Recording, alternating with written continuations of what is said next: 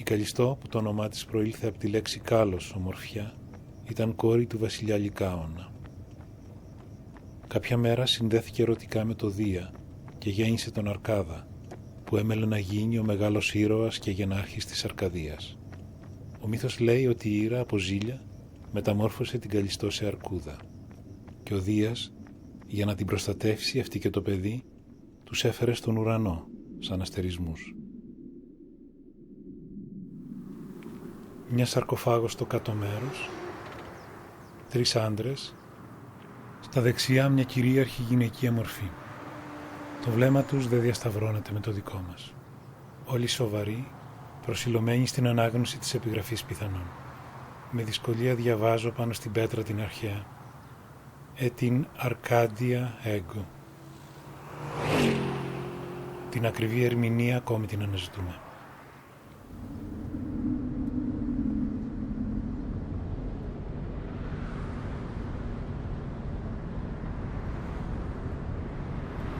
Δεν γνωρίζω τα ακριβή όρια της αρχαίας Αρκαδίας.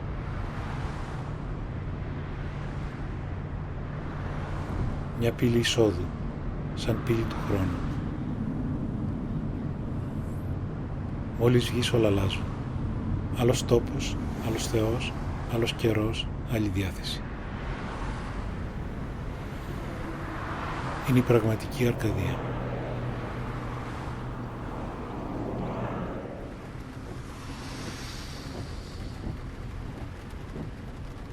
Ο δικός μας προορισμός είναι η Ταιγαία, μικρός κάμπος κυκλωμένος από βουνά πάνω στο δρόμο που οδηγεί στη Σπάρτη. Μακριά από τη θάλασσα, όμως το πέλαγος πάντα μπροστά μας. Μέσα του Νοέμβρη, ακολουθούμε την ίδια διαδρομή όπως όλοι οι σύγχρονοι επισκέπτες. Πρώτος σταθμός ο ναός της Αλέας Αθηνάς, στο κέντρο του χωριού κυκλωμένος από την καθημερινότητά του, με τους αρχαίους θεούς δίπλα μας, τους αρχαίους μύθους ανάμεσά μας και τις κολόνες κατά γης.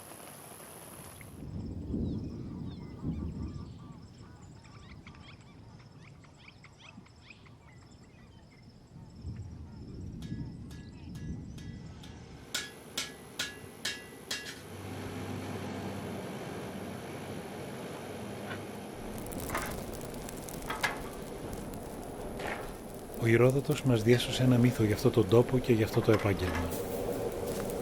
Στα αρχαία χρόνια οι Σπαρτιάτες στις συγκρούσεις με τους Ταιγιάτες δεν είχαν παρά μονάχα αποτυχίες και το μαντίο των Δελφών τους είπε: «Βρίσκεται στην Αρκαδία μια Ταιγαία σε μια πεδιάδα όπου 2 άνεμοι φυσούν υπό μεγάλη πίεση και ο κτύπος έχει αντίκτυπο και το ένα κακό πάνω στο άλλο βρίσκεται. Εκεί κρατά στα σπλάχνα της το γιο του Αγαμέμνονα η ζωοδότρα γης. Όταν εσύ τον πάρεις, κύριος θα γίνεις της Ταιγαίας». Ο χρησμός αυτός έμεινε ανερμήνευτος για πολλά χρόνια. Μετά από καιρό, κάποιος Σπαρτιάτης ονόματι Λίχας, που είχε έρθει μια μέρα της Άνοιξης σαν και εμάς στο Σιδεράδικο, καθώς θαύμαζε την τέχνη τους, έβγαλε το συμπέρασμα ότι εκεί βρίσκεται ο τάφος του Ορέστη. Σκέφτηκε ότι του σιδερά τα φυσερά είναι οι αντίθετοι άνεμοι και ο κτύπος με τον αντίκτυπο είναι το σφυρί με το αμμόνι. Το κακό πάνω στο κακό, αφού το σίδηρο ανακαλύφθηκε για το κακό του ανθρώπου. Πως επί κακό ανθρώπου σίδηρος ανέβρεται.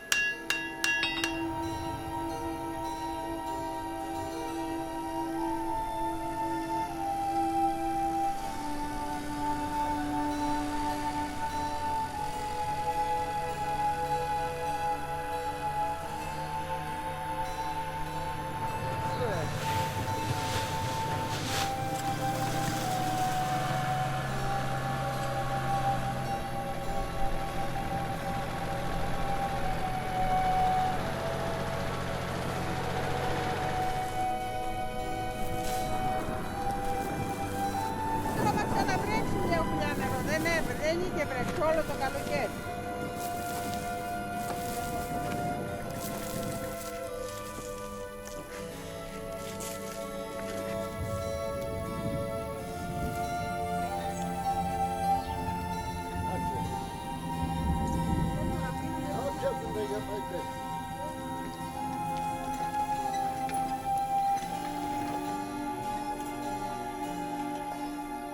Φθινόπορο, αρχές Οκτωβρίου, Κυριακή. Σήμερα η παραβολή του Σπορέως στο Καταλουκάν Ευαγγέλιο. Εδώ μιλάει ο ίδιος ο Χριστός σε ένα μεγάλο πλήθος που τον ακολουθούσε. Κερασίτσα. Στο ναό του χωριού το εκκλησίασμα λιγοστό. Οι εικόνες ωστόσο είναι από αυτές που συντελούνται εδώ γύρω στα χωράφια. Εξήλθεν ο Σπύρον του σπήρε των σπόρων αυτού, και εν το σπύριν αυτό μεν έπεσε παρά την οδόν και κατεπατήθη, και έτερον έπεσεν εν την μέση των ακανθών, και συμφυήσε άκανθε απέπνιξαν αυτό, και έτερον έπεσεν επί την γην την αγαθήν, και φιέν επίησε καρπόνε κατά το πλασίωνα. Η κίνηση όπως πάει ο σπόρος. Η σπορά είναι η λειτουργία. Ο σπόρος είναι ο λόγος. Και το σπουδαιότερο, το χωράφι είναι η ψυχή του ανθρώπου. Ο αγρός η ψυχή, όσο μένει χέρσα κινδυνεύει.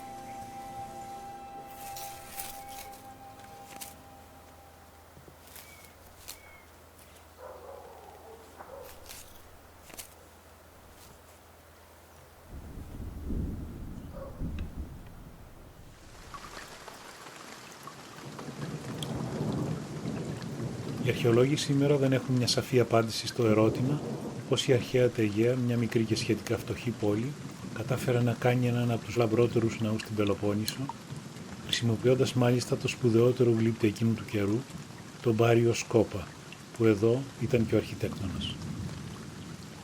Ο δωρικός Κύωνας, με την αυστηρότητα, τη λιτότητα και τη στιβαρότητά του, αποτυπώνει τα αρχαϊκά και ιδιαίτερα χαρακτηριστικά των δωριαίων. Οι αιώνες που μεσολάβησαν μας βοηθούν να καταλάβουμε καλύτερα ότι ο άνθρωπος είναι σκιά ονείρου.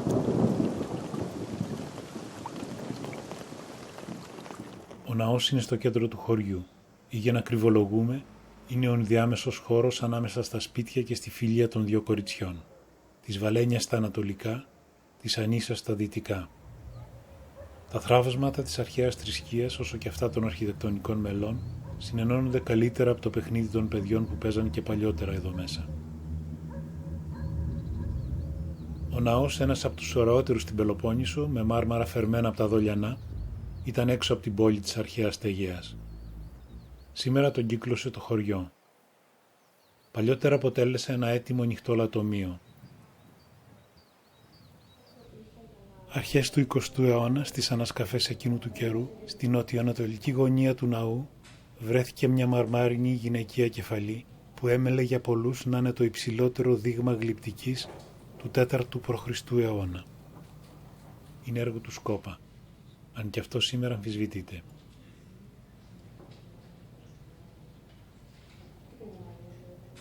Η κεφαλή της υγείας, όπως επικράτησε να τη λένε, αν δεν μας συνδέει άμεσα με τη τέχνη του Σκόπα, μας συνδέει με αυτή τη μεγαλειώδη όσο και μυστηριώδη δύναμη της ομορφιάς.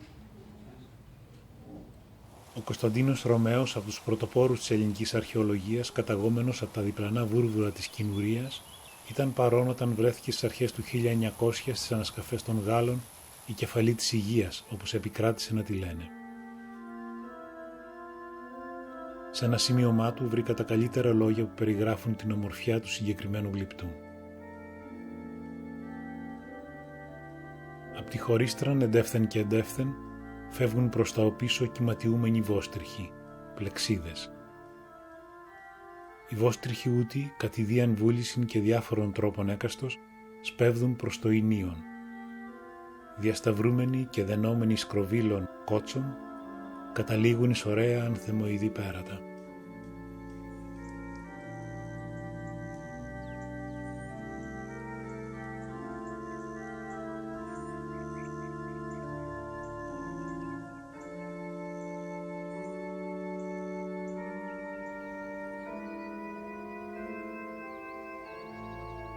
Οι συνθέσεις των αετωμάτων, ανατολικά από τη μεριά της Βαλένιας, ήταν το κυνήγι του Καλιδονίου Κάπρου, με κυρίαρχη μορφή την ταγιάτισσα ηρωίδα Αταλάντη. Στο δυτικό αέτωμα, προς τη μεριά της Ανίσας, ήταν η μάχη του Τίλεφου με τον Αχιλλέα, στην πεδιάδα του Καϊκού στη Μικρασία.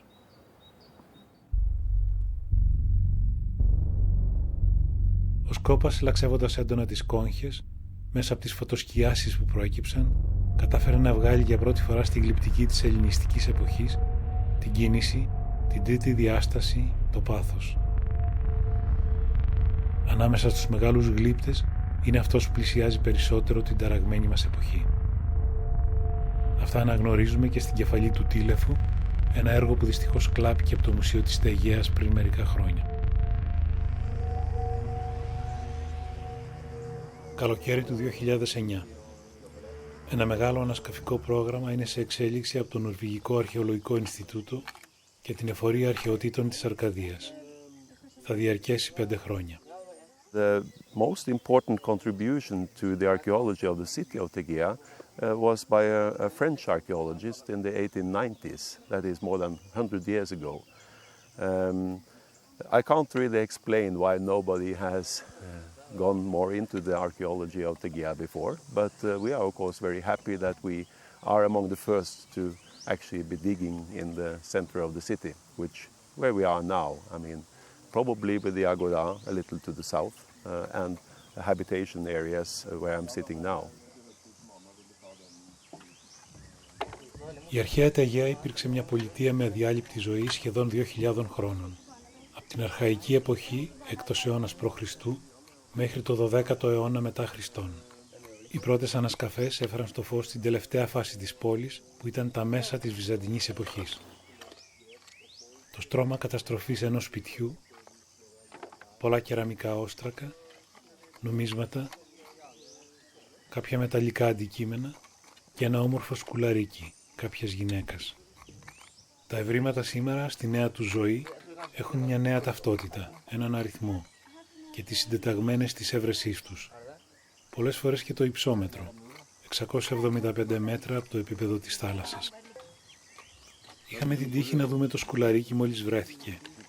Μπορεί να μην είναι μαργαριταρένιο, αλλά μας βοηθάει να φανταστούμε το ίχνος του μέσα στο χρόνο. Σε αυτήν την ταγιάτισσα με το όμορφο σκουλαρίκι, ταιριάζει να της αφιερώσουμε τα λόγια του ποιητή. Τα σώματά μας θα χαθούν, θα σβήσουν. Από μας θα μείνει μέχρι τη συντέλεια των αιώνων αυτό το «Σ' αγαπώ». Οι ανασκαφές άρχισαν όσο διαρκούν ακόμη τα τελευταία κεράσια.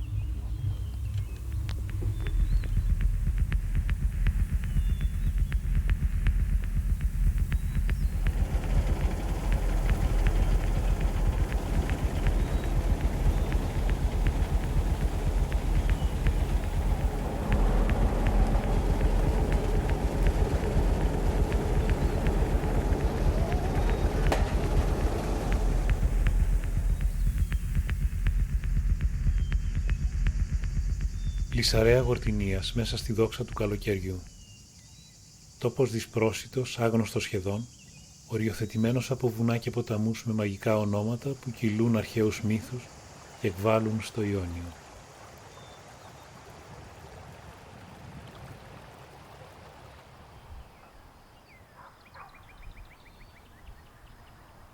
Τρεις μέρες με τις ταινίες του Γκρέκορη Μαρκόπουλος. Μια οθόνη στο κέντρο του χώρου για να κρυβολογούμε στο κέντρο του χωραφιού που παρομοιάζεται και με την ψυχή του ανθρώπου.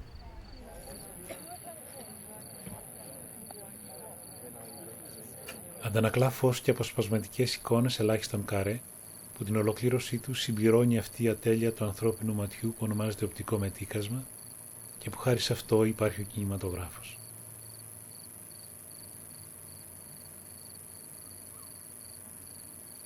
Ο λίγον φως και μακρινό σε μέγα σκότος κέρμο.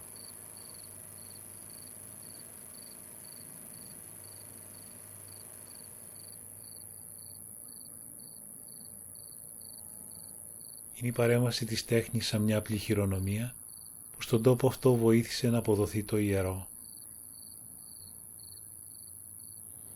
Είδα πολλά τεμένη εδώ στα Αρκαδικά βουνά, στο Βαλτέτσι, στο Λύκειο Όρος, στο Ζέλι, τόποι που καθαγιάστηκαν και έγιναν τεμένοι μέσα από τον ανθρώπινο μόχθο και την αγωνία της επιβίωσης. Μαυρίκη, στα όρια της Ταιγαίας.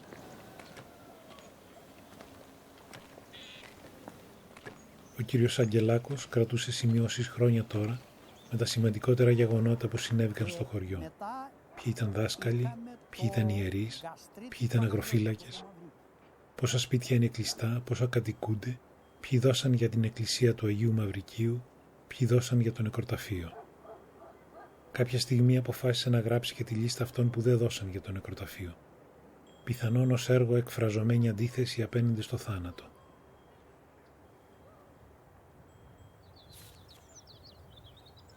Σήμερα εδώ στο χωριό με τους λιγοστούς κατοίκους, αν θέλει κανείς να βρει τους πραγματικούς καταλόγους των ανθρώπων που ζήσαν εδώ, θα πρέπει να τους αναζητήσει πάνω σε αυτές τις ατελείωτες πεζούλες που εκτείνονται μέχρι πάνω στο βουνό, καθώς και σε αυτά τα προσηλιακά λονάκια. Με συγκινούν πολύ. Αποτελούν το ανθρώπινο μέτρο, την αρμονία, ως το αντίθετο της ύβρης.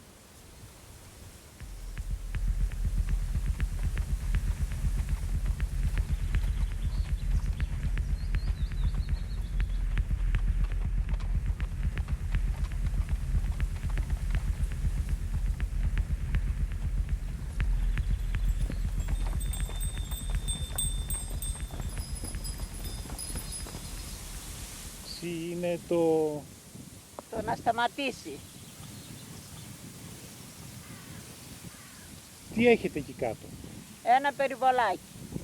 Λίγη πατάτα, λίγες ντομάτες, κρεμμυδάκια και φασόλια και κολοκυθιές. Αυτά είναι όλα. Έχουμε και καρυδιές, θα μας χαλάει ο πάγος το χειμώνα και ξεραίνονται και καρύδια δεν μαζεύουν. Βλέπετε ερημιές. Πριν 20 χρόνια ήταν οι δρόμοι γεμάτοι ανθρώπους, ζώα, όλα κάτω ήταν σπαρμένα και τώρα περπατάς, θα σε βρει κάτι στον δρόμο και δεν θα περάσει κανένας να σε μαζέψει. Αυτό σκέφτομαι. Είδατε κανέναν να περνάει. Εκκλησούλα, χαμολιές, μπαΐρια, παλιάμπελα, ρίζα, γαλατσίδες, σουριάδες, Αγιονικόλα, ράχες, φουρνάρι, καλαμάγρα, μεγαθοράφια, μπακαλογκά, αλόνι, σκλίβα, κουκούρους, σάβα, δεντράκια, σοχά, κόντι, λιθαρόστρουγκες εδώ, θεκονόμενες, αελιάδες. Αλλά τώρα δεν σπέρνουν τίποτα, μείνανε όλα μαγκούφια. Σε αυτές τις ξερολιθιές διαβάζει κανείς το μεγάλο πλήθος των ανθρώπων που δούλεψαν αυτόν τον τόπο, τον όργωσαν, τον έσπηραν, τον θέρισαν, μάζεψαν τους καρπούς του, άλλοτε λιγοστούς, άλλοτε περισσότερους, εδώ τραγούδησαν, ερωτεύτηκαν και σίγουρα ονειρεύτηκαν πως κάποια μέρα θα φύγουν από εδώ, πράγμα που τελικά έγινε.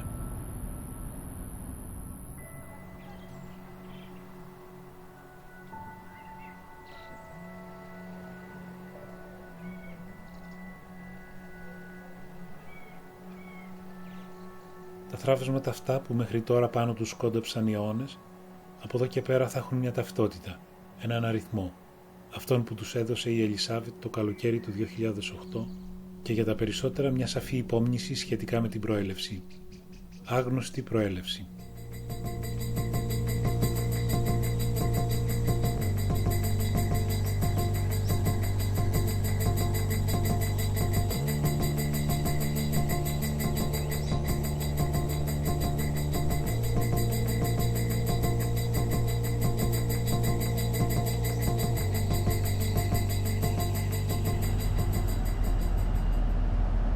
Υπήρξε σε άνθηση για περισσότερο από 2,5 αιώνες. Ήρθαν εδώ κατά μια εκδοχή στα χρόνια της Φραγκοκρατίας, εγκαταλείποντας την ταιγαία που τους ήταν δύσκολο να την υπερασπίσουν, όντας εκτεθειμένοι μέσα στον κάμπο. Από τα λιγοστά που γράφτηκαν και από τα ακόμη λιγότερα που διασώθηκαν, συμπεραίνουμε ότι υπήρξε πόλης οικουμένη, μεγάλη και ευδαίμονα, στην εποχή του λίγοντα μεσαίωνα.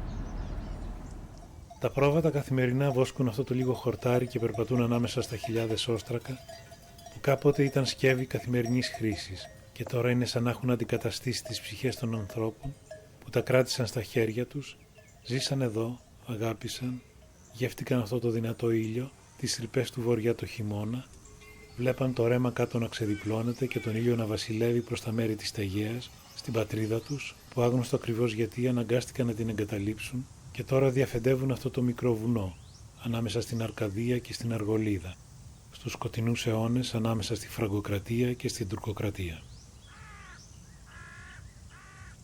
Αμίκλη, Νίκλη, Μουχλή, ονόματα παραφθαρμένα σε χαλεπούς χώρους, σε χαλεπούς χρόνους. Φλόμης φρουτικόζα. Ανήκει στην οικογένεια των χιλανθών και ανθίζει την άνοιξη. Είναι πολύ ανθεκτικό, γι' αυτό άλλωστε επιζεί σε αυτό το μέρος. Λένε ακόμα ότι η παρουσία του χαρακτηρίζει ένα τόπο που βρίσκεται σε υποβάθμιση. Εδώ στην κάπως αργοπορημένη άνοιξη είναι σαν να ορθώνουν τα αναστημά τους στα λιγοστά κτίσματα που απόμειναν.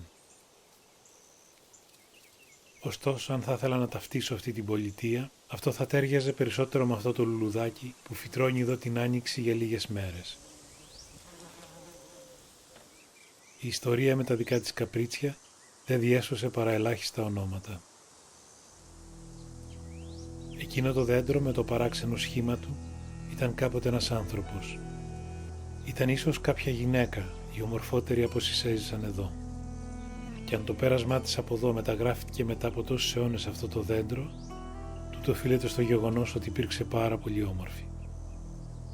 Στη μικρή ιστορία του τόπου, όπως την έγραψαν ελάσσονες ιστορικοί, της αφιέρωσαν τόση έκταση όσο για ολόκληρη την πολιτεία. Θα μπορούσε κανείς να την ταυτίσει με την ωραία Ελένη, αφού υπήρξε και αυτή η σύζυγος ηγεμόνα και ακόμη έτυχε και τις δυο να τις κλέψουν 2 φορές. Την πρώτη φορά υπήρξαν θύματα της ίδιας τους της ομορφιάς. Όσο για τη δεύτερη, αυτό το κάνει πάντα ο χρόνος.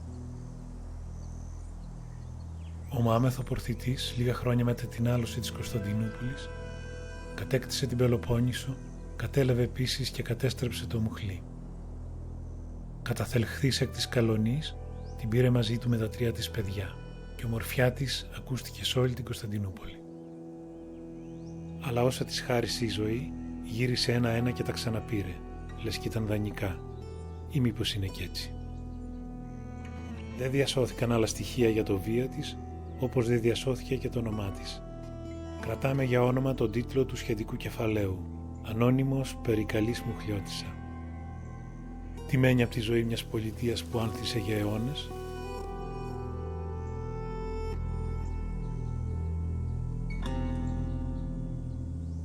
Αυτή η λεπτή κλωστή ιστού της αράχνης φαίνεται μονάχα όταν γυαλίζει στον ήλιο. Αυτό μοιάζει και με την ανθρώπινη ύπαρξη, εύθραυστη και μετέωρη. Ακόμη αυτή η λεπτή κλωστή μας συνδέει με ένα παρελθόν και αυτό αβέβαιο.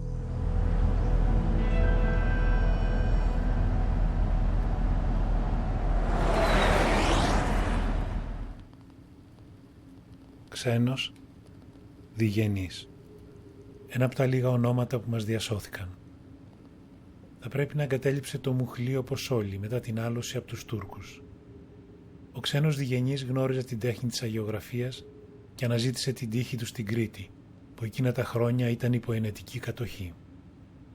Οι σύγχρονοι μελετητές τον κατατάσσουν στο ρεύμα ανάμεσα στην παλαιολόγια και τη μακεδονική τέχνη. Εγένετο διαχειρός εμού ξένου του Διγενή εκμορέως και οι βλέποντες ευχεστέ μου δια των Κύριων. Από το μικρό αλλά πολύ σημαντικό στίγμα που μας άφησαν τα έργα των χειρών του, στην Κρήτη, στην Ήπειρο και εδώ στη Μονή Μυρτιάς της Αιτωλίας, συμπεραίνουμε πως έζησε ως πλάνητας και όπως μας δηλώνει το μικρό του όνομα, ξένος.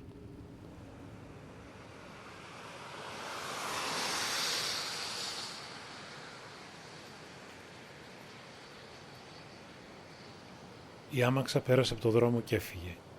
Και ο δρόμος δεν έγινε ούτε ο πιο άσχημος ούτε ο πιο όμορφος. Έτσι και με τον ανθρώπων το πέρασμα σε όλο τον κόσμο. Δεν αφαιρούμε και δεν προσθέτουμε τίποτα. Περνάμε και ξεχνιόμαστε. Και ο ήλιος έρχεται κάθε μέρα στην ώρα του. Φερνάντο Πεσόα.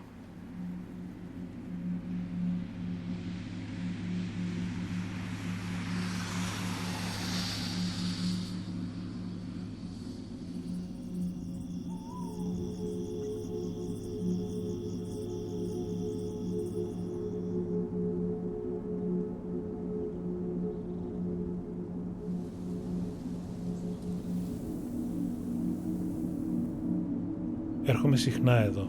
Έρχομαι κυρίως τις μέρες που δεν βγαίνει τίποτα, που το κενό μας κυριεύει. Εδώ μας απεσμιώνει με εικόνες σαν τη σημερινή.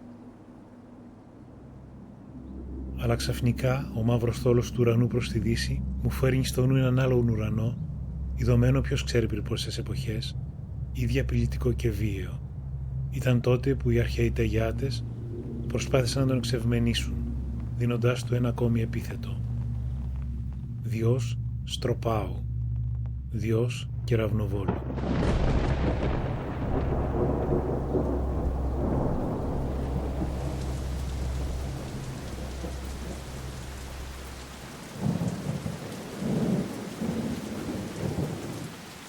Στην Ελλάδα ήρθα από μια άλλη χώρα για να βρουν οι γονείς μου μια καλή δουλειά. Το χωριό που μένω είναι το Καμάρι.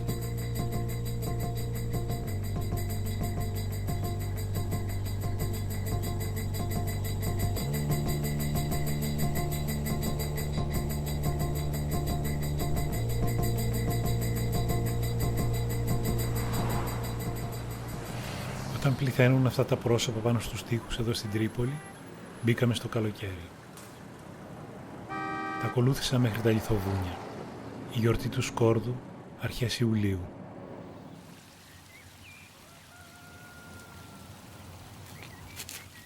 Στα δικά σας μέρη υπάρχουν δουλειές? Όχι. Όχι. Γι' αυτό είμαστε εδώ.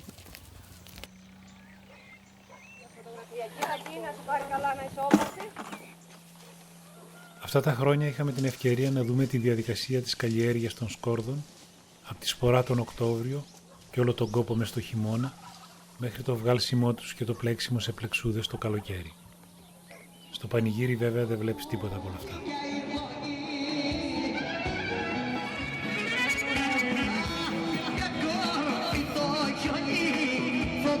Τα δημοτικά τραγούδια άλλοτε ήταν η κορυφαία και αυθεντική έκφραση του λαού.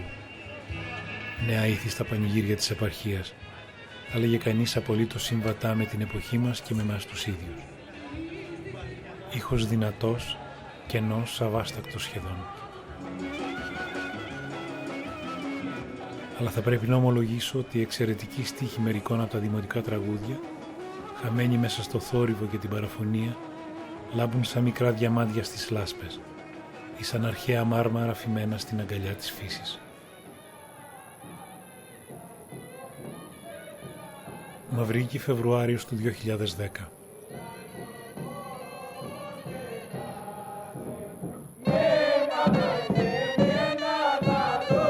Είναι σίγουρα οι τελευταίοι θεματοφύλακες αυτού του εξαιρετικού μουσικού πλούτου, ο οποίος είναι τελείως αναντίστοιχος με την κατάσταση του χωριού σήμερα. Δεν τα σπούδασαν, τα γνωρίζουν όπως γνωρίζουν τη μητρική τους γλώσσα.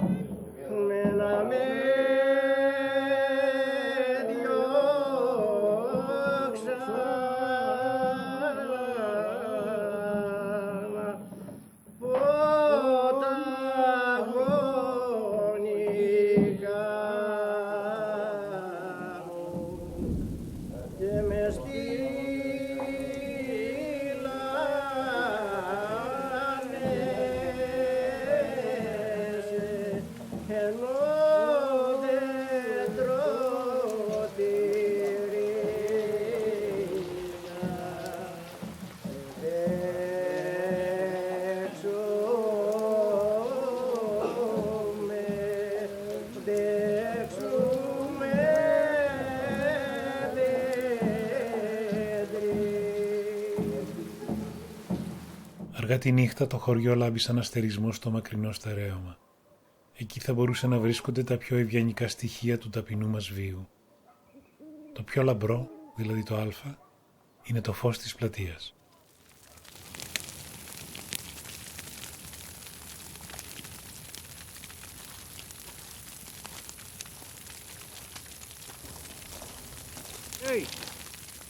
Καλώς τον. Τι έχουμε? Προετοιμάζω για καλλιέργεια, διότι τώρα έμειναν τα άχυρα μέσα και θα μπουκώνει τα λετρεία και δεν θα γίνει άρρωση.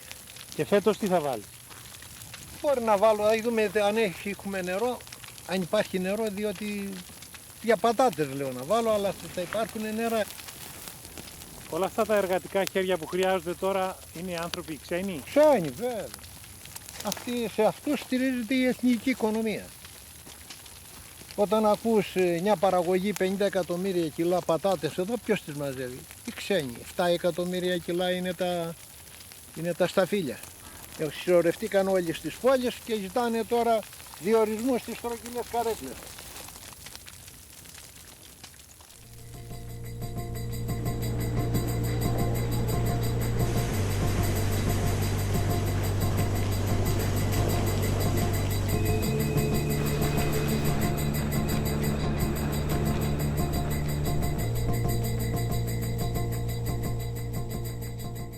Το κείμενο αυτής της χάλκινης πινακίδας στην αρκαδική διάλεκτο, γραμμένο και στις δύο όψεις, μας λέει ότι ο Ξουθίας κατέθεσε στην τράπεζα του ναού της Αλέας 200 και 400 αργυρές μνάς για να δοθούν στους δικαιούχους του όταν χρειαστεί. Ναός Αλέας Αθηνάς 450 περίπου π.Χ. Μαυρίκη, δεκαετία του 1960.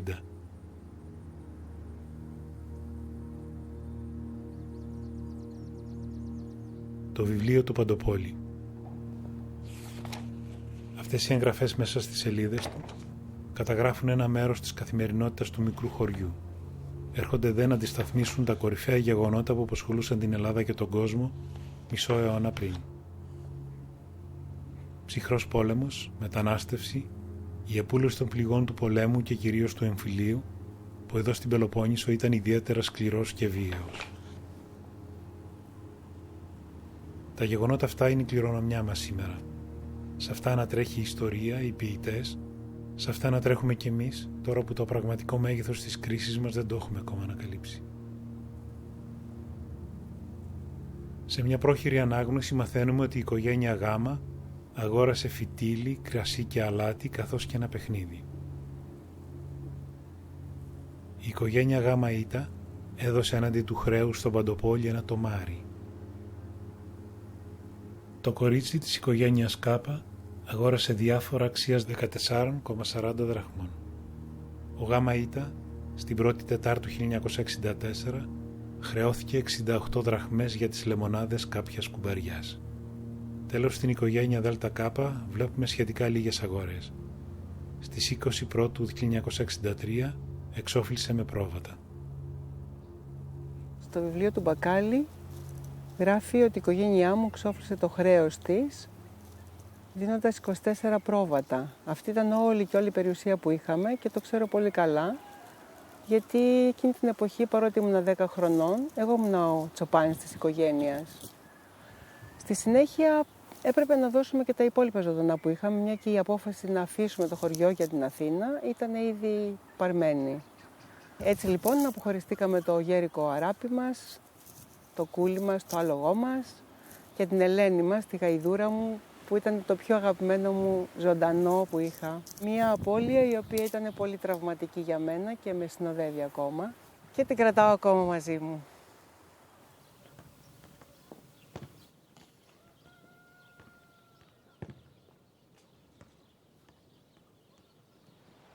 Σε αυτό εδώ το σημείο του δρόμου, κάθε φορά που θέλαμε να αποχαιρετήσουμε κάποιο ξενιτεμένο μας ή κάποιο μετανάστη που έφευγε για το εξωτερικό, ερχόμαστε σε αυτή τη στροφή του δρόμου και τον αποχαιρετούσαμε μέχρι τα μάτια μας να μην τον βλέπουν πια, μέχρι να σκαπετήσει, όπως λέγαμε πέρα. Σκαπετάω, ένα ρήμα που δεν το συναντάς εύκολα στα σύγχρονα λεξικά. Σημαίνει στην κυριολεξία ότι κάποιος χάνεται από τα μάτια μας, καθώς επίσης ότι έχει απομακρυνθεί τόσο που δεν μας ακούει ή εμείς δεν ακούμε τη φωνή του. Τα όρια της γλώσσας, τα όρια της γνώσης, τα όρια του κόσμου.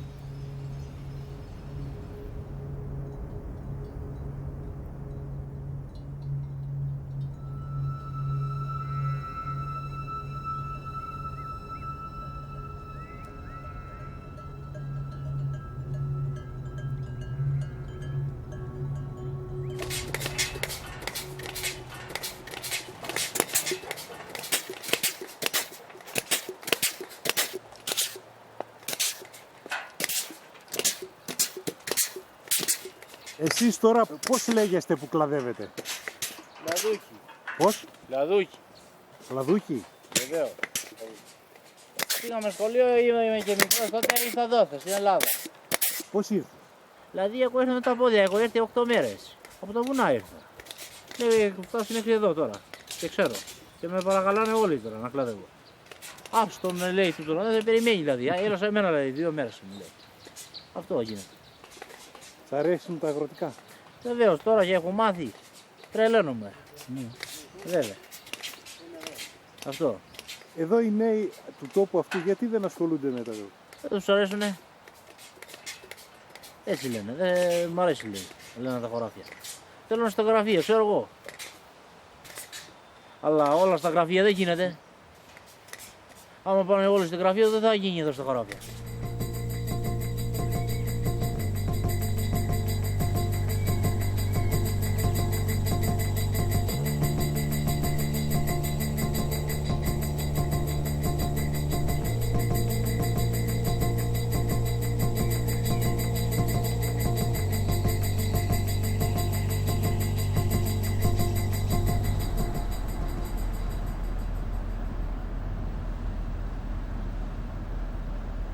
Τις στεγαίας βυσσινιές, χιόνι λουλούδια του έρωτα. Άσπρισαν απ' τα λόγια σου, γύρανε τα κλαδιά τους, γιόμισα το μικρό μου κόρφο. Τους παλιούς καιρούς, εδώ και 40-50 χρόνια, τα βύσσινα τα ξεραίνανε, τα μουλιάζανε, τα κάνανε τουρσί, φτιάχνανε γλυκό και θυμάμαι, σώπα φύρς, και θυμάμαι που στέλνανε τα ξερά βύσσινα στη Μόσχα και στο Χάρκοβο. Πολλά λεφτά. Και το ξερό βύσσινο ήτανε τότε γλυκό, ζουμερό και μυρωδάτο. Ξέρανε τότε σε έναν τρόπο Λιουμπόβα Ιντρέγευνα. Και τι έγινε τώρα αυτός ο τρόπος? Τον ξεχάσανε. Κανείς δεν τον θυμάται.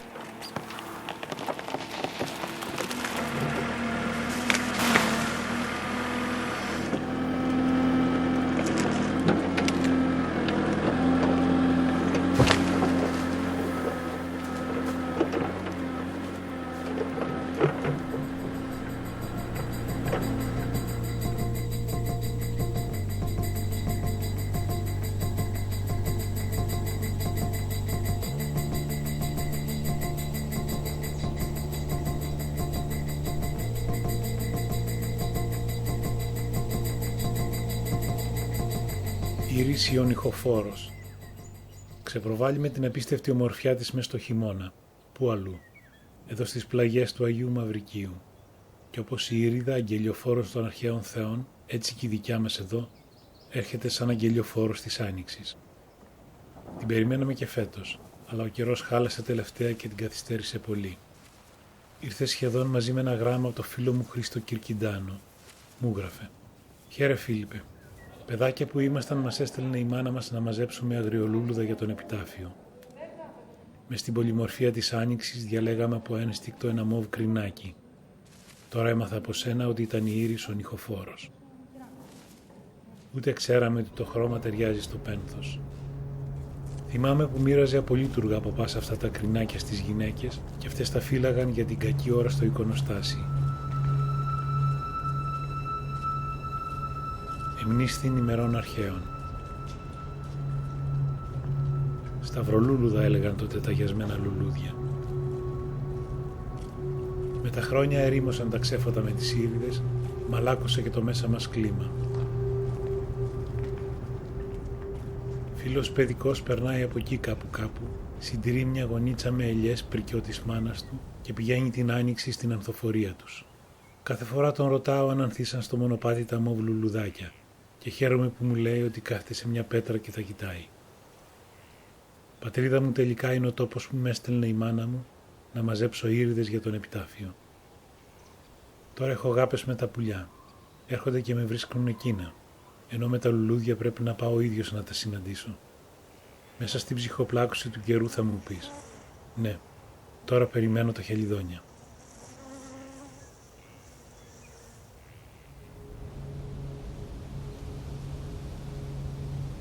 Το θρώισμα των φίλων της σαν αρχαίος χρησμός, ή σαν τα λόγια που θα θέλες, αλλά σήμερα αυτή μόνη μέσα στον κάμπο, Φέρνει κάτι από το μεγαλείο του πελάγους. Αυτό που αναζητούσα το βρήκα στα λόγια του ποιητή, που το δέντρο αυτό στιγμάτισε την παιδική του μνήμη. Λόγια σαν τις δέσμες του ήλιου, που ορμούν από το μέναλο και τις στεφανώνουν. Νικηφόρου Βρετάκου, Βασιλική Δρύς. Ατάραχη, περίβλεπτη, αυστηρή, μαντιλωμένη με το λυκόφως, αδιάφορη, ευγενής, οικία, ακατάδεκτη, δεσπόζουσα, γαλήνια, γενναία, ασυμβίβαστη. Εκεί που διασταυρώνονται οι διάτοντες, σαν μέρος από το μεγάλο στερέωμα.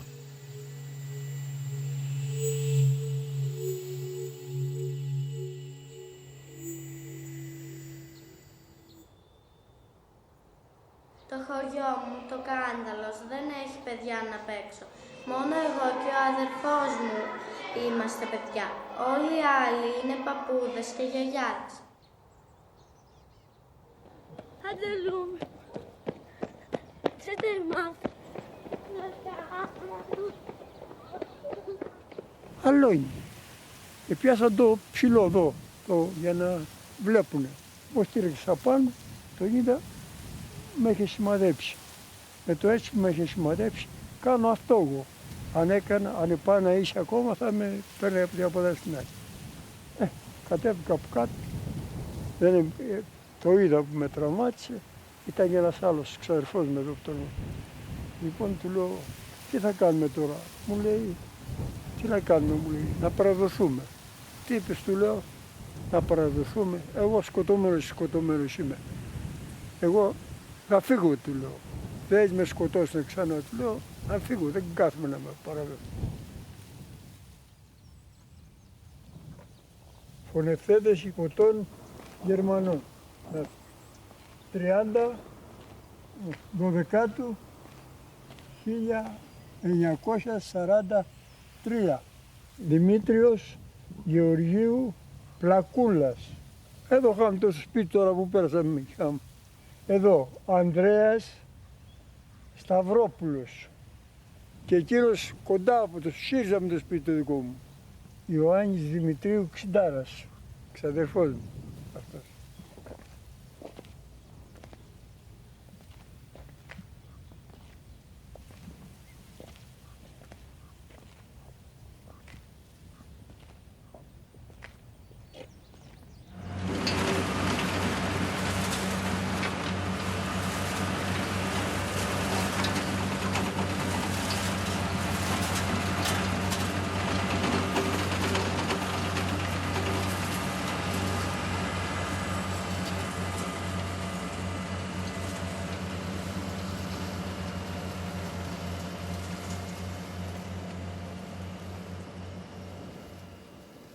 Το Αρτεμίσιο στο Μέναλο σε οδηγείο γαλαξίας. Ο τόπος εδώ είναι του πελάγου αδελφός. Εδώ συναντιούνται όλα τα όνειρα. Στην αρχαιότητα υπήρχε ένα μεγάλο δάσος με βελανιδιές. Σήμερα, καθώς ο αγέρας της διαπερνά, ανασκαλεύει τη στρωματογραφία της ιστορίας που έχει καταγράψει πολλές συγκρούσεις. 362 π.Χ. Ίσως η σημαντικότερη που έμεινε γνωστή ως η μάχη της Μαντίνιας. Οι Θηβαίοι με αρχηγό τον Επαμινόντα εναντίον των Σπαρτιατών.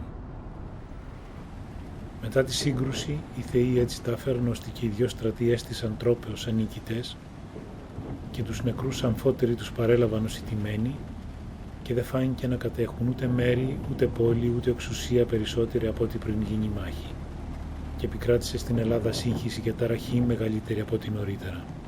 Ξενοφώντας. Ο Επαμινόντας τραυματίστηκε θανάσιμα εδώ στη μάχη της Μαντίνιας. Χρόνια πριν είχε λάβει ένα χρησμό που τον συμβούλευε να αποφεύγει τη θάλασσα.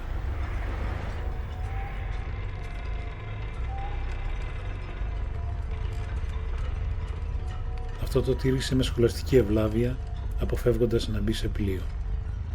Πληγώθηκε θανάσιμα όμως μέσα στο δάσος των δριών που υπήρχε εδώ, που το λέγανε Πέλαγος. Η μοίρα του επιφύλαξε αυτό που σε όλους λίγο πολύ επιφυλάσσει και που τον ορισμό θα μπορούσα να τον δώσω με λίγες λέξεις όπως τις βρήκα στο ρωμανό το Μελωδό. Του βίου το πέλαγος βαδίζον ποντίζουνε. Το δάσος των Δριών με το όνομα Πέλαγος δεν είναι ένα μέρος που συγκρούονται μόνο οι στρατοί. Είναι ένας τόπος που συγκρούεται ο άνθρωπος με τη μοίρα του. Το αποτέλεσμα δεν μας είναι άγνωστο. Να γιατί δεν ερμηνεύονται κυριολεκτικά οι χρησμοί. Όλα αυτά μπορεί να τα δει κανείς εδώ δίπλα στο χώρο της μάχης, σε αυτό το μικρό χωριό με το μαγικό όνομα.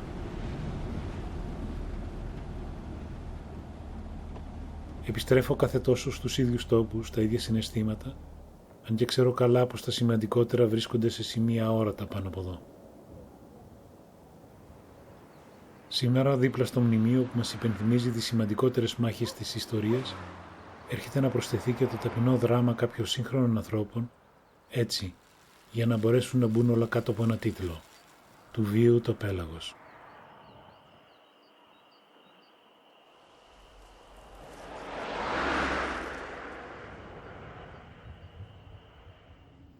Ο Ιούλιος, εδώ στα ψηφιδωτά της Βασιλικής του Θύρσου, είναι από τις καλύτερα διατηρημένες παραστάσεις. Δεν είναι μόνο τα στάχια που εδώ τον στεφανώνουν, η δόξα του Ιουλίου είναι το κάμα του. Αυτή η πύρινη κορύφωση μέσα στην εορτελεστία του καλοκαιριού που προσλαμβάνει μνημειώδεις διαστάσεις. Το φως είναι αμήλικτο, οι μέρες διαρκούν σαν χρόνος, οι νύχτες είναι σύντομες, φωτεινές και ευώδεις.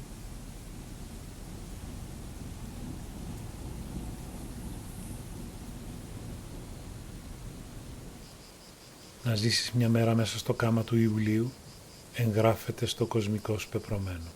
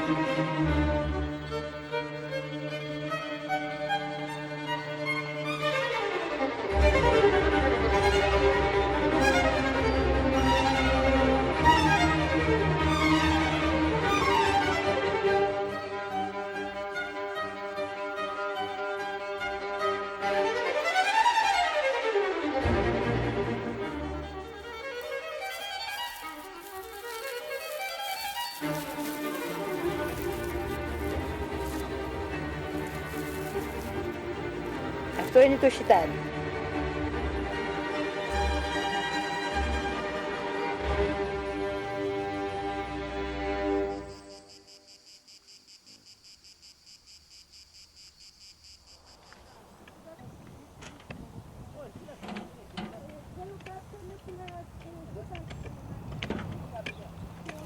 Ένα μεγάλο κατόφλι αποκαλύπτεται αυτό τον καιρό εδώ στην ανασκαφή του αρχαίου Παλαντίου. Είναι μνημιακών διαστάσεων και μας βοηθάει να καταλάβουμε την πύλη που στηριζόταν πάνω του. Από τα προϊστορικά ακόμη χρόνια ξέρουμε ότι οι πύλες ήταν χαμηλές, όπως τα σημερινά εξοκλήσια, και είναι πιθανόν να διάβαινες με κάποιο τελετουργικό. Το κατόφλι της πύλης μετράει ως ολόκληρη η πόλη. Ο εχθρός που θα το διαβεί έχει ολόκληρη την πόλη στο χέρι. 146 π.Χ. οι Ρωμαϊκές Λεγεώνες νικούν κατά κράτος τις δυνάμεις της Αχαϊκής Συμπολιτείας και καταστρέφουν ολοκληρωτικά την Κόρινθο. Το τέλος του αρχαίου κόσμου. Με τη μικρή όμως πόλη του Παλαντίου οι Ρωμαίοι είχαν μια ειδική σχέση γιατί τους συνέδεε ο μύθος της κοινής καταγωγής. Σύμφωνα με τον αρχαίο μύθο αυτό λοιπόν, οι πρώτοι οικιστές της Ρώμης ήταν αρκάδες από το Παλάντιο. Οι Ρωμαίοι δεν είχαν κανένα λόγο να αρνηθούν αυτό το μύθο, το αντίθετο μάλιστα. Ο αυτοκράτορας Αντωνίνος ο Ευσεβής παραχώρησε πολλά προνόμια στο Παλάντιο, γεγονός που βοήθησε να εξελιχθεί αυτή η μικρή κόμη σε πόλη.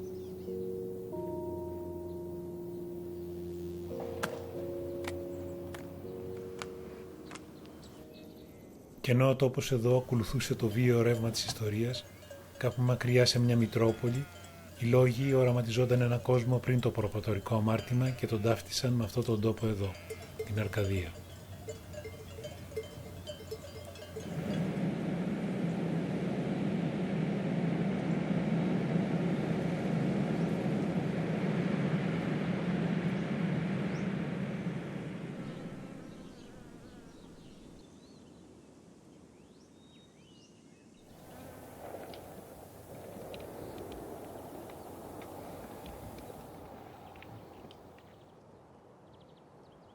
Ένα έθιμο γιορτάζουν σήμερα εδώ στην Εστάνη, ανήμερα τα Γεωργιού, και πρέπει να σχετίζεται με την ιεροτελεστία της Άνοιξης. Χωρίς αμφιβολία πρέπει να έχει επιβιώσει από πολύ παλιά.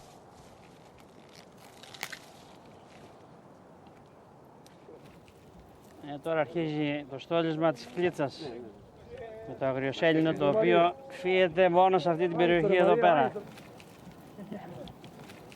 Και στα Ίστμια στην αρχαία Ελλάδα ερχόσατε εδώ και παίρνανε αγριοσέλινο για να στεφανώσουν τους νικητές. Αυτή η στολισμένη κλίτσα λέγεται θύρσο στην αρχαία.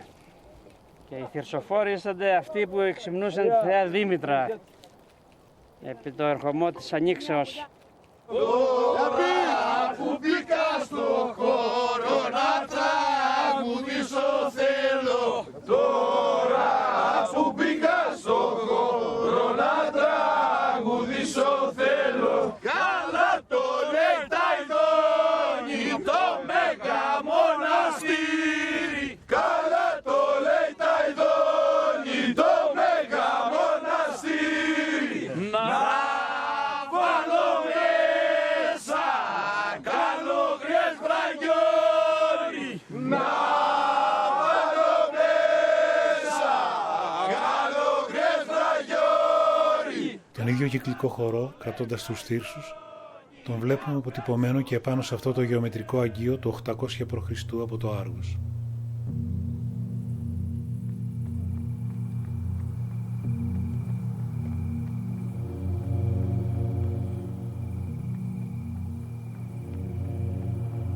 Από την Αθήνα κίνησαν στις 7 το πρωί.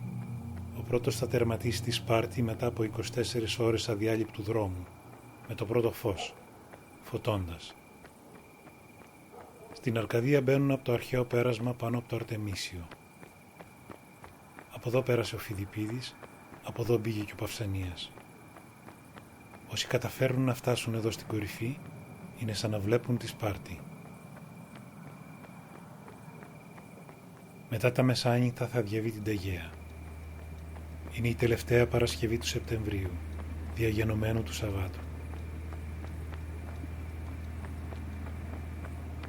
Η ενέργεια αυτού του μοναχικού δρομέα, σαν ένα αόρατο τεράστιο κύμα, θα μας διαπεράσει και θα αφήσει στο πέρασμά του ένα συναίσθημα τελείως διαφορετικό από ό,τι συμβαίνει στην καθημερινότητα αυτού του τόπου.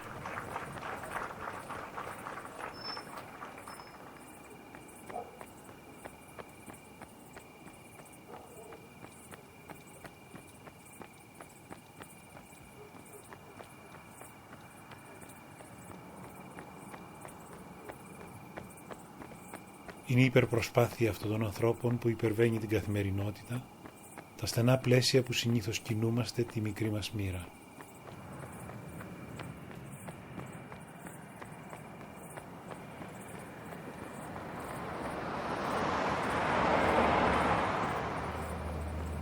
Όλα αυτά εις ανάμνηση του Αθηναίου Φιδιππίδη που έκανε την ίδια διαδρομή το 490 π.Χ.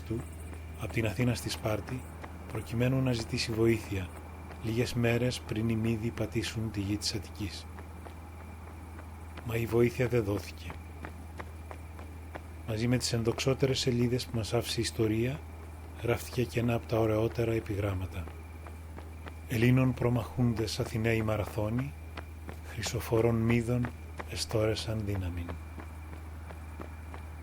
Καλή τύχη, καλό κατεβόδιο. Οι Θεοί μαζί σου, μακάρι να μην μικρύνει ποτέ η σκιά σου.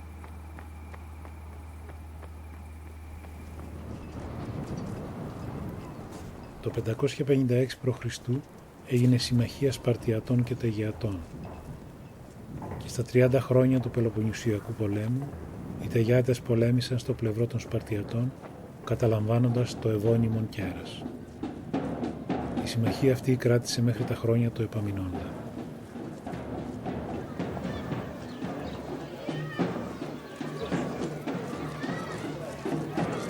Σε εσάς αφάνατοι ήρωες που σώριασε το Βόλι, σε εσάς ελεύθερες ψυχές, στρατιώτες και αρχηγοί. Όχι! Ανάζω στον εχθρό! Καρφάνω με λιοντάρι, τη λευτεριά μου ποιος μπορεί, ας έρθει να την πάρει. Αντίθετα με το ύφος των ποιημάτων που λένε συνήθως οι μικροί μαθητές, εδώ άγνωστος στρατιώτης που είναι άοπλος δείχνει να είναι πιο συναισθαλμένος, αρκετά σκεπτικός, δεν θριαβολογεί και ίσως να αναλογίζεται και αυτό στο πέλαγος ή του βίου το πέλαγος, όπου η μοίρα τα άφερε για τον επαμεινώντα λίγο πιο μακριά από εδώ. Καλό τυχή νεκροί που λησμονάνε την πίκρα της ζωής όταν σβηθήσει ο ήλιος και το σουρούπ ακολουθήσει. Μην το σκλές ο καημός όσους και να είναι. Τέτοια ώρα οι ψυχές διψούν και πάνε στη δυσμονιά σε κουσταλένια βρύση.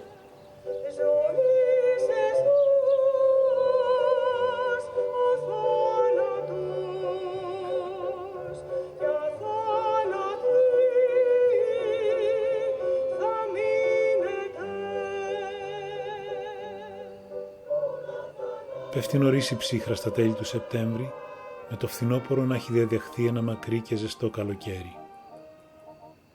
Μικρή η συμμετοχή απόψε. Ίσως οι χώρο δίνανε περισσότεροι από τους θεατές. Για να κρυβολογούμε όμως το ενδιαφέρον της πόλης εντοπίζεται λίγο πιο πάνω από εδώ. Σε αυτό το μικρό δρόμο συναντούμε την αξεπέραστη φιλοσοφία του καιρού μας. Οι καφετέριες, η πλέον σταθερή αξία των επαρχιακών πόλεων. Όλες τις εποχές, όλες τις μέρες, όλες τις ώρες.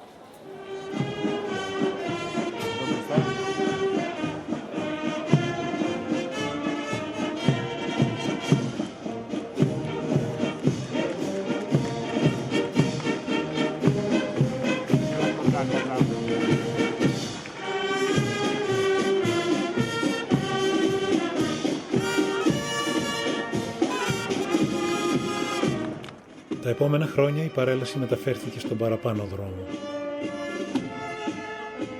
Εδώ οι επίσημοι παρακολουθούν με πλάτη στο μοναδικό θέατρο που απέκτησε η πόλη, έναν αιώνα πριν, δωρεά του γιατρού Μαλιαρόπουλου που ήθελε να βοηθήσει την Τρίπολη να γίνει μια σύγχρονη αστική πόλη.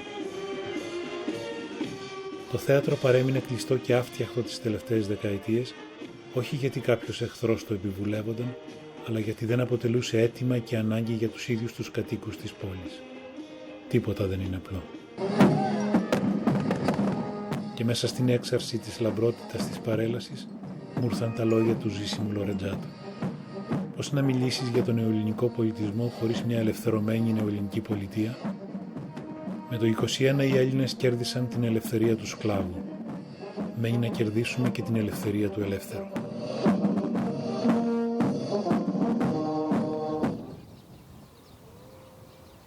Μανθουρέα στην αρχαιότητα, Καπαρέλη στα χρόνια της τουρκοκρατίας και σήμερα ξανά Μανθηρέα.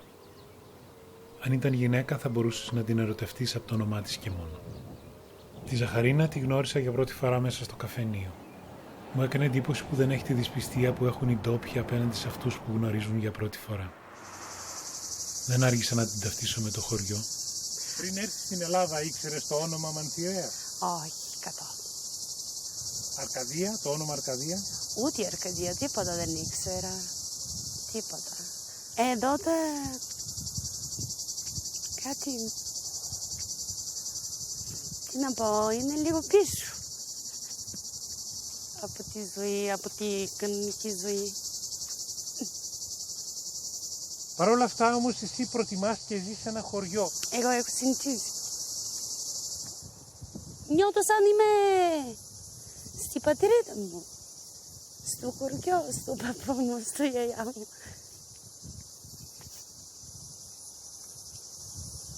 Κάτι σε συγκινεί.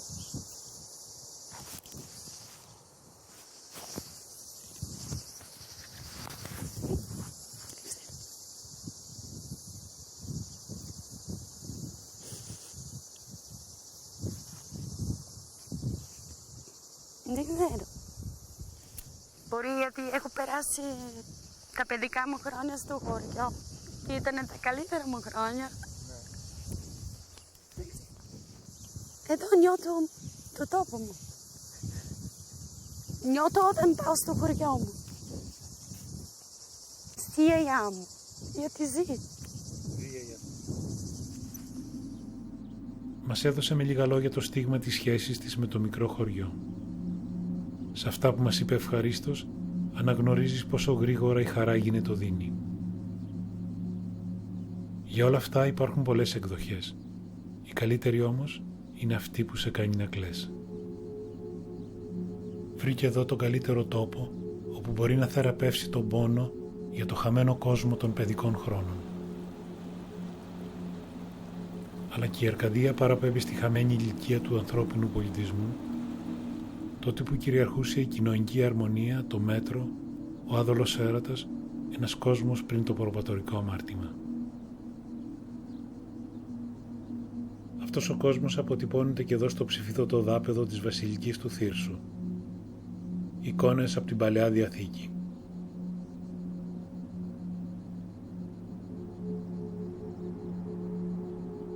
Σε αυτό το παράδεισο εγκατέστησε ο Θεός τους πρωτόπλαστους, τον ευσύνθετο κόσμο.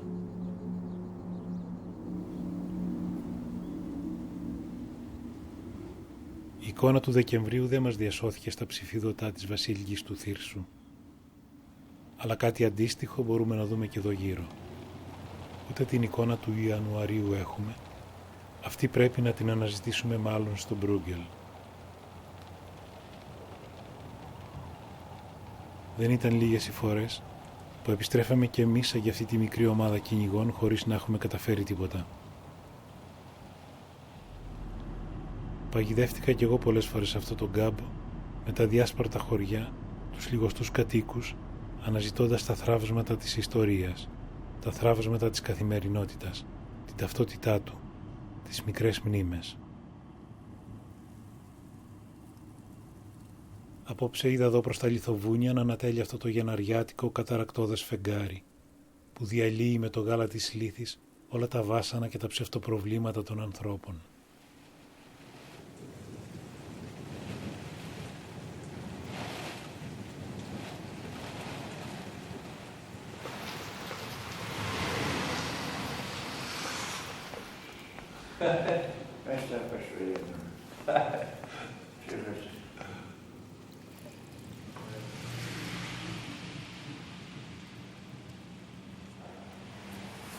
Πού είναι μια Τρίπολη, τι έχει Μιλές, Αρκαδίας, αυτά και ήρθαμε εδώ λέμε. Αυτές που έχουν αρχίσει, που τα λουλούδια, είναι η αμυγδαλέα λέγεται. Αυτές θα τις χαλάσει τώρα. Η βροχή. Θα τις χαλάσει. Αν δεν έβρεκε θα κάνει αμύγδαλα. Όνειρα νεότητος ανυπομόνου, ως η αμυγδαλή, η ανθούσα των Ιανουάριων. Εδώ έχω γράψει το μυρδοχάρτη. Ποιον εψέλνω. Ορίστε, υπέρ αναπαύσεως γράφα πάνω.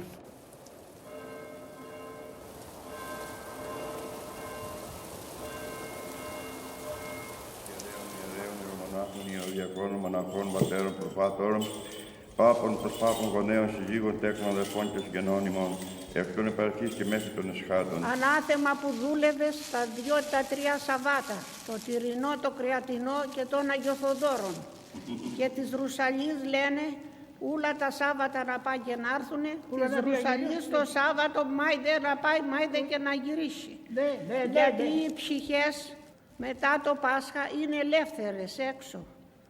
Και όταν έρθει της Ρουσαλής στον προορισμό τους κακοφαίνεται. Πάνω ο καθένας πάλι στη θέση του. Καρτερούνε λέει πεθαμένοι να τους ψάλουμε, λέει ότι καρτερούνε. Έτσι λέγανε οι παλιοί. Η βροχή σταμάτησε αργά το βράδυ. 50 μέρες μετά το Πάσχα, με την είσοδο του καλοκαιριού, είναι το τελευταίο ψυχοσάββατο, το Σάββατο της Ρουσαλής. Είναι τόσο το μεγαλείο της Ανάστασης που η δύναμή της απελευθερώνει για 50 μέρες και τις ψυχές των αποθαμένων.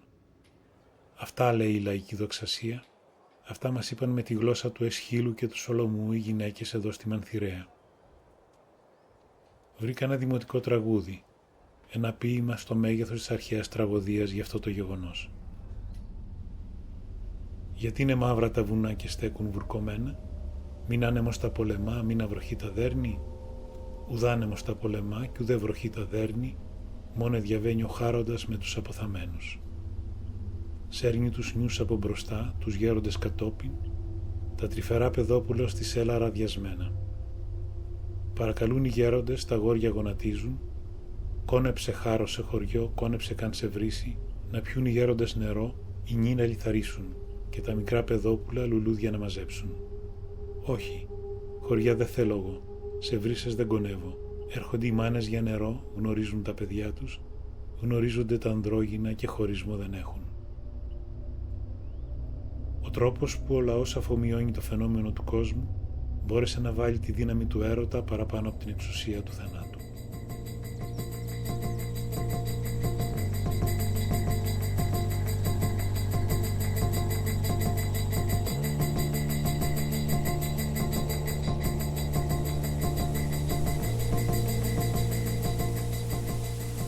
Όπως το στάχι που υποκλίνεται στον άνεμο και ορθώνεται πάλι, έτσι θα έρθει καινούρια μέρα και θα την καλωσορίσουμε σαν το χορό στην Αντιγόνη του Σοφοκλή με το ακτή Σαηλίου το κάλιστον.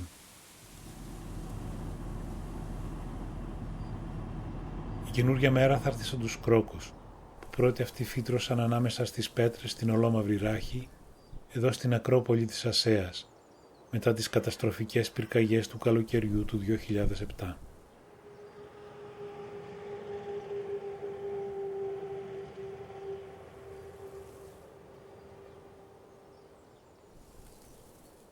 Αυτές οι πέτρες που πάνω τους σκόνταψαν οι αιώνες ήταν και τα πρώτα βήματα του Νίκου Γκάτσου που γεννήθηκε εδώ. Πέτρες αθάνατες που κάποτε περαστικός ένας ανθρώπινος άγγελος έγραψε το όνομά του πάνω τους και ένα τραγούδι.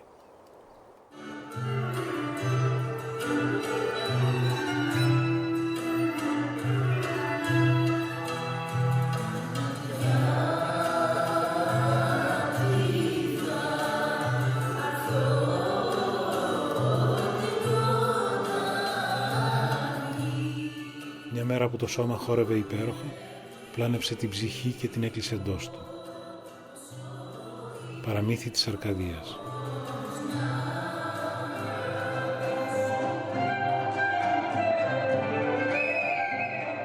Μαθαίνει αλλού να πατά και να τρίζει γης και αλλού να μετεωρίζεται. Το πιο υπέροχο από αυτά που χαρακτηρίζουν ένα έργο τέχνης είναι αυτό το μισό βήμα πίσω.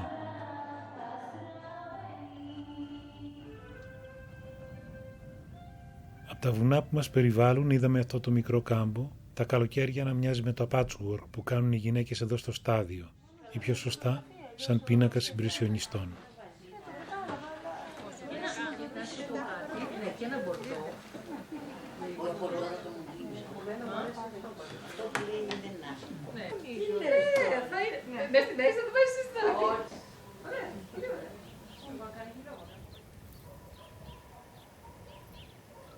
Μικρά τετράγωνα, άτακτα τοποθετημένα, άλλα καλλιεργημένα από τον άνθρωπο, άλλα καλλιέργητα. Διαφορετικά χρώματα, αλλού πατάτες, αλλού γεννήματα, αλλού αμπέλια, αλλού χέρσα, τα περισσότερα χέρσα. Ένα μικρό τετράγωνο ανάμεσα στα άλλα κι αυτό, ανάμεσα στην καθημερινότητα, ανάμεσα στη ζωή.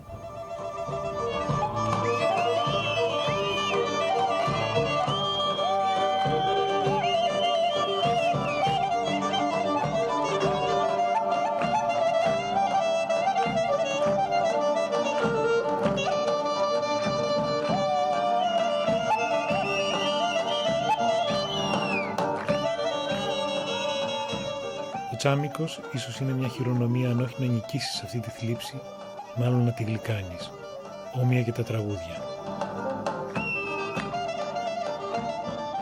Με τον αχώ του ανέμου είναι σαν μια διαρκής υπενθύμηση του πεπρωμένου. Σε αυτό τον αρχιετυπικό τόπο ξαναγυρίζουμε, όποτε μας αρρωσταίνουν τα θολά νερά, η σύγχυση, η ίδια μας η εποχή.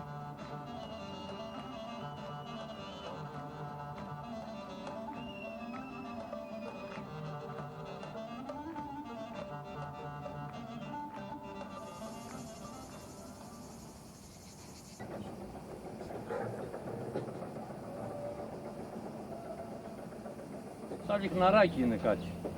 Α, το λιχνάρι. Λιχνάρι. Για φέρε εδώ είναι και το υπόλοιπο.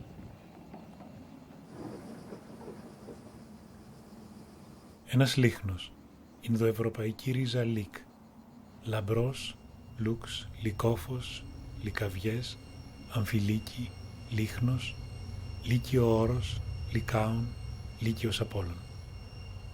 Το καίον φως ταυτίζεται με την ψυχή. Η μικρή φλογίτσα, από ό,τι δείχνει το μαύρισμα στο στόμιο του λίχνου, έκαιε για καιρό, διώχνοντας το σκοτάδι, φωτίζοντας τα έργα και τα όνειρα του ανθρώπου, δίνοντας ελπίδα και διατηρώντας τη μνήμη. Άγνωστο για μας, κάποια στιγμή έσβησε και παράπεσε, σαν να είχαν γίνει όλα αυτά με αυτό το δαιμονικό τρόπο της τύχης, για να τον βρούμε εμείς κάπου 2.000 χρόνια μετά την τελευταία του Αλαμπή, εδώ, στη σωστική ανασκαφή της πόλης του αρχαίου Παλαντίου. Και μια τελευταία παρατήρηση. Σήμερα, πάνω από εδώ περνούν οι γραμμές υψηλής τάσης που μεταφέρουν το ηλεκτρικό ρεύμα από το εργοστάσιο της Μεγαλόπολης για να φωτίσουν πολιτείες στην υπόλοιπη Ελλάδα.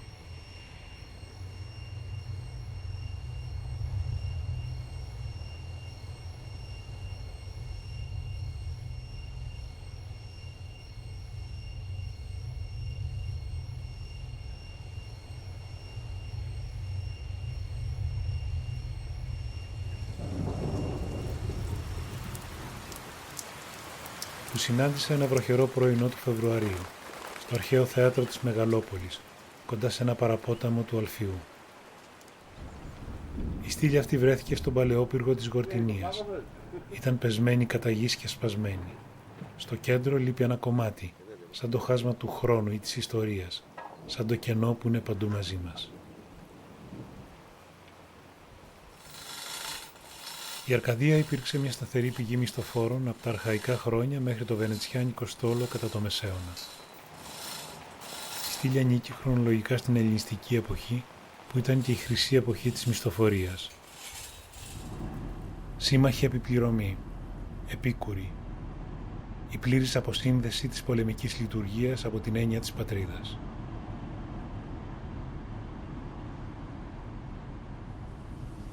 Πήρε ξανά τη θέση της που είχε για αιώνες ως παρόδιο μνημείο, αρχικά στημένη επάνω σε ένα κενοτάφιο. Θα μπορούσαμε να υποθέσουμε ότι ανήκε σε αυτούς που αποτελούσαν το στρατό των Μυρίων και φτάσαν ως τις πύλες της Βαβυλώνας, πολεμώντας σαν μισθοφόροι στο πλευρό του Κύρου. Δεν είναι παρά η ανάμνηση των λησμονημένων σκιών, αυτών που χάθηκαν στα ξένα και δεν είχαν την τύχη να θαυτούν στον τόπο τους. Απ' την ανασκαφή εδώ σκόρπιες εικόνες κρατήσαμε, σκόρπιες εικόνες και διαταραγμένα συναισθήματα, όπως αυτό σήμερα. Δεν ξέρω τι είναι αυτό που με έκανε να σταματήσω, ίσως ότι είναι στεφανωμένο με την Άνοιξη. Τέτοιες καταστάσεις να μην έχουν. Αυτός είχε συμμετοχή στην αντίσταση, τι είχε συμμετοχή αυτός που εκτελέσαμε? Τίποτα. Αυτός απλώς φοβόταν και κρυβότανε. Μου έκανε εντύπωση το καντήλι ήταν αναμένο. Το ανάβει ο γιος του. Περνάει κάθε μέρα και τα ανάβει.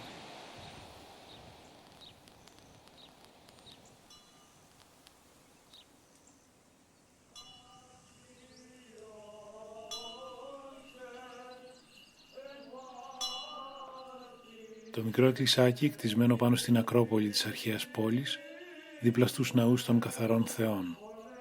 Κάποιοι από τους δόμους είναι ακόμη σε καθημερινή κοινή χρήση.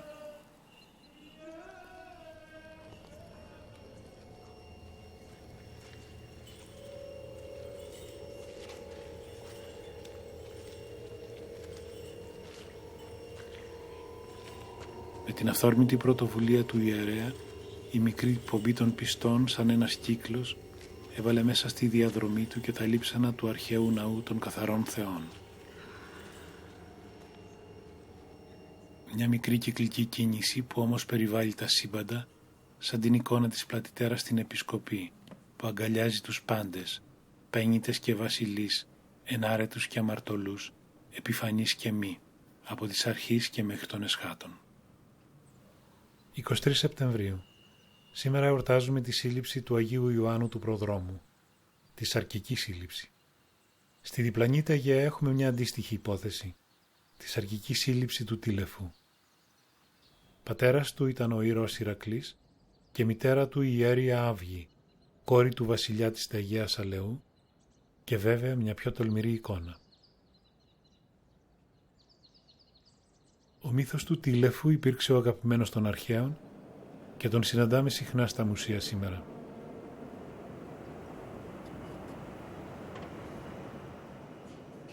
Σαν γνήσιος ήρωας αρχαίας τραγωδίας, Ο βίος του υπήρξε πλούσιος και ταραχώδης. Στο τελευταίο επεισόδιο της ζωής του τον βρίσκουμε να είναι με το μέρος των Τρώων και να πολεμά ενάντια στον Αχιλλέα, ο οποίος τον τραυμάτισε στο μυρό. Αλλά το τραύμα δεν περνούσε και μια ερώτηση στο μαντίο έδωσε μια απάντηση που είναι γνωστή μέχρι σήμερα μέσα από την ομοιοπαθητική. Ο τρώσας και ιάσετε. Αυτός που σε τραυμάτισε θα σε θεραπεύσει. Ο Αχιλλέας εδώ ξύνει λίγο από τη σκουριά πάνω στο τραύμα του τήλεφου και έτσι θεραπεύτηκε. Το πρόσωπο της αρχαίας Αιγαίας έμεινε αναλύωτο για πολλούς αιώνες. Ίδια δομή της πόλης, ίδια κατεύθυνση των δρόμων, ίδιος προσανατολισμός των κτηρίων. Κάθε επίπεδο της τροματογραφίας που αντιστοιχεί σε αρκετούς αιώνες, ονόματα εποχών ή περιόδων που διαδέχονται η μια την άλλη, συχνά με τα χάσματα της ιστορίας. Η ζωή περιλαμβάνει εξίσου τους μεγάλους στρατηγούς, τους αγίους, τους ποιητές, αλλά δεν μένει ούτε μια γραμμή για να θυμόμαστε αυτό το μεγάλο εξορισμένο λαό των ανωνύμων που δίνει αξία στον κόσμο. Για αυτούς που κινούν την ιστορία και δεν τους μνημονεύει, πρακτικά νομίζω ότι αντιστοιχούν αυτά τα χώματα της εκάστοτες τροματογραφίας που τα πετούν με το καρότσι ή με το ζεμπίλι, εδώ δίπλα. Όπως οι άνθρωποι, έτσι και εκατομμύρια αντικείμενα, λέξεις, εκφράσεις, χειρονομίες έχουν χαθεί στο κενό. Κάποια είχαν την τύχη ως εκθαύματος να επιβιώσουν και σήμερα ξαναγεννούνται μέσα από τη λύθη των αιώνων και παραμένουν μετέωρα στο εκτυφλωτικό φως του πρωινού. 2012 το ανασκαφικό πρόγραμμα ολοκληρώθηκε. Αυτά τα χρόνια εργάστηκαν εθελοντικά πολλοί νέοι, φοιτητές της αρχαιολογίας κυρίως, από την Νορβηγία και τη Δανία, αλλά κανείς νέος από την Αιγαία.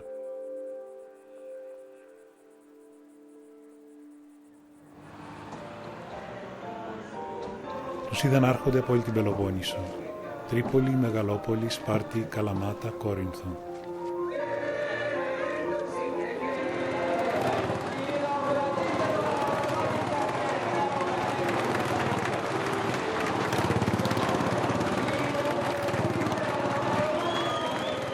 Ένας ασυνήθιστος χωρόχρονος που ξεδιπλώνεται σιγά σιγά καθώς πέφτει η νύχτα στη μέση του κάμπου, στη δόξα του καλοκαιριού, στο κέντρο της αρχαίας Αιγαίας. Ένα απέραντο patchwork χρωμάτων, ήχων, προϊόντων, γλωσσών που το υπερασπίζεται επάξια και με το παραπάνω ένα ανθρώπινο πλήθος απόλυτα ενταγμένο εντός του. Με την αρχαία γονή δύναμή του αναπαράγεται ίδιο μες στους αιώνες, φορτισμένο από την ενέργεια τόσων ανθρώπων, από τη διασταύρωση τόσων βλεμμάτων, τόσων συναισθημάτων. Αυτή τη στιγμή εμείς τα καλύτερα άλογα τα έχουμε εδώ, ιδίως στην Πελοπόννησο, είναι τα ραβανιάρικα.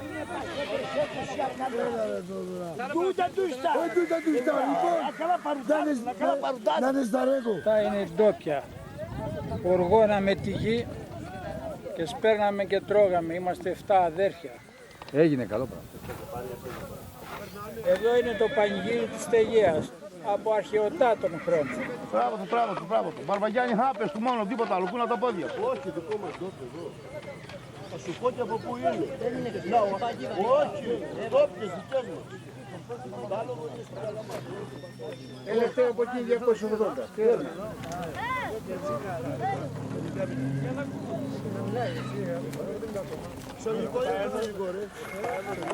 Άστο τι χάμπο σου είπα, μαζεύω για το τσίρκο μου.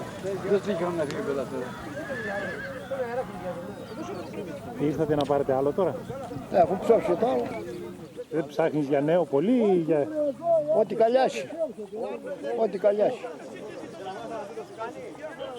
Δεν έχει δεκαρίσει το άλογο. Όταν σου λέω δεν έχει δεκαρίσει, τι είναι αυτό για μου. το θα μου δώσεις ένα μισό. Πρέπει ένα χιλιάρικο παίρνεις αυτοκίνητο. Βρήκες τίποτα από μου? Όχι. Σάπια ούλα. Έχετε μέρη πεντάξι εδώ. Έχετε πολλά. Κάτω από 50. Είναι πρόβλημα. Ωραία. Κάνει να μου δώσεις. Για κάποιον που ξέρει φαίνεται η ηλικία στο περίπου, γιατί ακριβώς είναι λιγάκι δύσκολο. Είναι παραπάνω από 17 με 20. Καστρωμένη είναι. Είναι 7. Είναι άλλο και μεγάλο, γιατί τα άλογα που έχουν είναι βαριά. Τι κοιτάτε με αυτό? Είναι ίσο.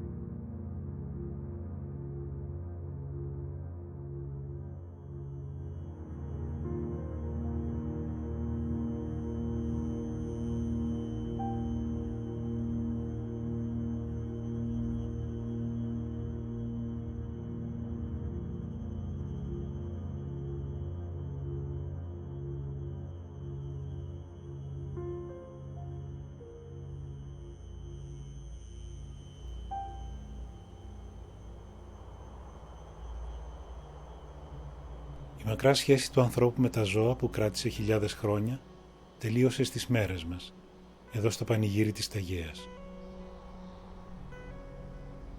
Μάτια προσπαθώ να κλείσω αυτούς τους μικρούς κύκλους της Αρκαδίας, τώρα που δαπάνησα εδώ ένα μικρό κομμάτι ζωής. Κύκλοι επάλληλοι που το κέντρο τους όμως είναι ολότελα χαμένο. Η Αρκαδία ξεκινάει άγνωστο πότε, ίσως από την αρχή του κόσμου, όπως λέει ο μύθος. Η δική μας προσπάθεια δεν είναι παρά στιγμές πάνω στην ατέλειωτη γραμμή του χρόνου, σαν ένα βλέμμα, σαν ένα καρέ, σαν ένα κεραμικό όστρακο, θραύσμα. Τέτοια θραύσματα αποτελούν και την καθημερινότητά μας, που δύσκολα μετατρέπεται σε εικόνα. Οι γυναίκες στην Κάνδαλο στο ψυχοσάββατο της Ρουσαλής, σαν χορός αρχαίας τραγωδίας. Ένα κρινάκι με υπέροχο άρωμα που ανθίζει στην καρδιά του χειμώνα. Το αεράκι της άνοιξης που κατακλείζει τα στενά της Τρίπολης δεν είναι παρά η επιφάνεια αυτού του νέου που ηθελημένα μαρτύρησε στα 1803 προκειμένου να ανακτήσει τη χαμένη του ταυτότητα. Την περικοπή του Ευαγγελίου που λέγε καθ' αρχή του χρόνου από Αναστάσεις στον αγιασμό «Ούκα πάρτου μόνο ζήσετε άνθρωπος». Τη στήλη με τα ονόματα 8 τεγιατών που έπεσαν σε κάποιο πόλεμο για την πόλη τους κάπου στον 3ο αιώνα π.Χ. Τη στήλη με τα ονόματα 18 πατριωτών που εκτέλεσαν για αντίπεινα οι Γερμανοί το 1944. Στο τέλος αναφέρονται 2 ονόματα γνώστων στοιχείων. Η γραμμή τους παραλληλίζεται με τη γραμμή της Άνοιξης. Τα πουλιά του χειμώνα, τους προσκυνητές στον εσπερινό του Αγίου Νικολάου που ίσως αθελά τους επιβεβαιώνουν ότι η συνείδηση της ιερότητας του χώρου παραμένει. Και ο Μέγας Παν τέθνηκε. Διαβάτη μη ζητάς εδώ στα αρκαδικά βουνά το θρύλο της αμέριμνης ζωής. Γυμνό το μέναλο, βωμός του παρελθόντος μοιάζει, κι όμως θυμήσου. Πόσες φορές μας μείνησες απαρνημένη φύση, μια μέρα απ' την αγάπη σας, ο Παν θα ξαναζήσει. Μου ήρθε πάλι στο νου η στήλη στην είσοδο της Αρκαδίας, με την εικόνα του Νικολά Πουσέν. Μας υποδέχεται μόλις περάσουμε την Κύρια Πύλη, σαν τις αρχαίες φίνιες. Η έγνοια των βοσκών που προσπαθούν να βρουν την αιτία των πραγμάτων ακολουθεί ακόμη και αυτούς που δεν γυρίζουν καν να την κοιτάξουν. Επιστρέφουμε συχνά στο αρχικό επιμύθιο. Ακόμη και στο θάνατο υπάρχει Αρκαδία.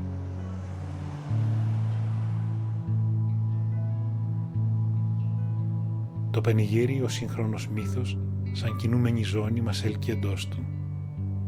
Εδώ μπορούμε να ταμώνουμε αυτούς που πέρασαν, δούλεψαν, ζήσαν εδώ. Το σκόπο που πρέπει να πέρασε πολλά καλοκαίρια μέχρι να ολοκληρωθεί ο ναός, το μεγάλο ήρωα Ηρακλή, την ιερία Αύγη, την πανέμορφη Υγεία και τη Βασιλική που οι φίλες της υποστηρίζουν ότι της μοιάζει, τον Τήλεφο που από τις περιπέτειές του έχουμε την αρχή της ομοιοπαθητικής, τον Όσιο Νίκο να τον μετανοείτε, τους αγωνιστές του 21, τους αρχαιολόγους, τους ευεργέτες του τόπου, ακόμη και αυτή την τεγιάτισσα της ελληνιστικής εποχής με το θαυμάσιο όνομα.